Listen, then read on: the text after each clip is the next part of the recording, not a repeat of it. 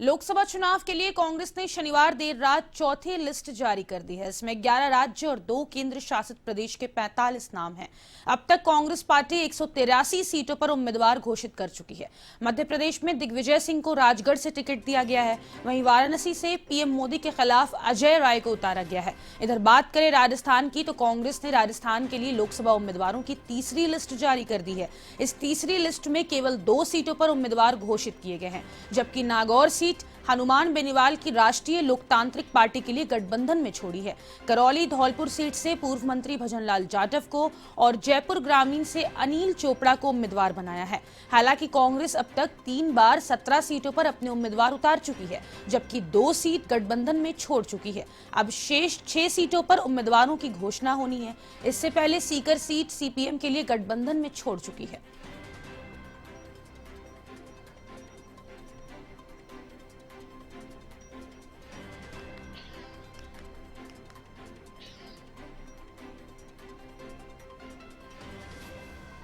Congress party ने अब तक 183 उम्मीदवारों की घोषणा कर दी है। आपको बता दें कि राजस्थान में कांग्रेस पार्टी की तीसरी लिस्ट जारी हुई और लोकसभा चुनाव के मद्देनजर कांग्रेस की चौथी लिस्ट जारी कर दी गई है।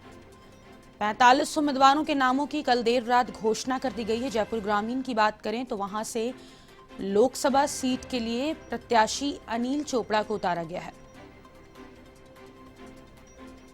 नागौर लोकसभा सीट बेनीवाल की पार्टी के लिए छोड़ी गई है। आपको बता दें कि हनुमान बेनीवाल राष्ट्रीय लोकतांत्रिक पार्टी के लिए नागौर की सीट छोड़ी गई है।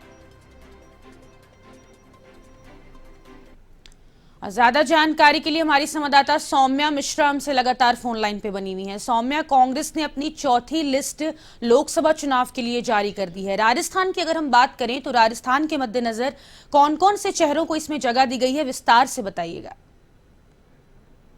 जी हाँ सर, जो यहाँ पर राजस्थान की अगर हम बात करें तो पहली बार में भी हमने देखा था कि अच्छे खासे उम्मीदवार जो है वो कांग्रेस ने उतारे थे और इसके बाद अभी लगातार में दूसरी बार में 6 सीटों पर उन्होंने उम्मीदवारों को उतारा। इसके सिवा 3 सीटों पर लगातार जो है वो गठबंधन की बात को लेकर के जो आगे की चर्चा है वो अटकी हुई है कि 3 सीटों पर नागौर की हम अगर बात कर ले तो वहां पर गठबंधन को लेकर के अब तक पार्टी के ही निर्णय पर छोड़ा गया है कि आखिर पार्टी इसे लेकर क्या निर्णय लेती है।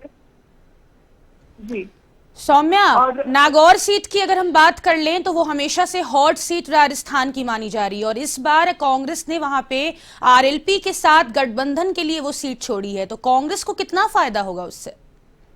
जी हाँ, आरएलपी के साथ गठबंधन के लिए इन्होंने ये सीट छोड़ी है, लेकिन अब तक जो है 2 से 3 बार इस पर चर्चा हुई है। अगर हम बात करें तो जिस दिन तीसरी मीटिंग हुई थी सीईसी की, उस दौरान भी इस पर चर्चा की गई थी। उस दिन भी सुबह के वक्त इस सीट पर चर्चा हुई थी और इसके सिवा जो 2 अन्य सीटों पर भी उतरने हैं, 2 अन्य सीटों पर भी जो गठबंधन होना है उसे लेकर भी चर्चा की गई थी, लेकिन अब तक किसी भी तरह का कोई फैसला नहीं आया है। इन 3 सीटों पर, नागौर की सीट पर भी अब तक कोई फैसला नहीं आया है।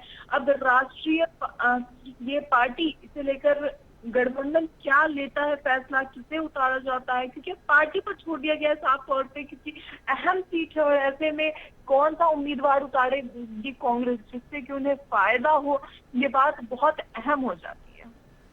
बहुत शुक्रिया सौम्या तमाम जानकारी के लिए। तो कांग्रेस पार्टी ने अब तक 183 उम्मीदवारों की घोषणा कर दी। आपको बता दें कि लोकसभा चुनाव के मद्देनजर कांग्रेस की चौथी लिस्ट कल देर रात जारी कर दी गई और राजस्थान के लिहाज से तीसरी लिस्ट जारी की गई है।